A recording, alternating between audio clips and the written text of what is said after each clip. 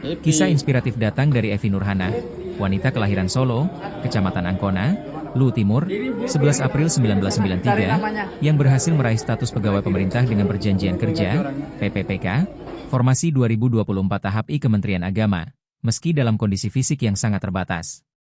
Evi memulai karirnya sebagai tenaga honorer di Kantor Urusan Agama, KUA, Kecamatan Angkona sejak tahun 2015. Setelah hampir 1 dekade mengabdi, perjuangannya kini membuahkan hasil. Ia resmi dilantik sebagai PPPK bersama 133 orang lainnya oleh Menteri Agama Republik Indonesia. Namun, di balik keberhasilannya, tersimpan cerita haru dan keteguhan hati. Usai melahirkan anak keduanya pada 4 Juli 2023 di RSUD Wotu, Evi mengalami pendarahan hebat yang menyebabkan kelumpuhan sebagian tubuhnya. Sejak saat itu, ia menjalani hari-hari dengan bantuan penuh dari sang suami. Download Tribun X sekarang, menghadirkan lokal menjadi Indonesia.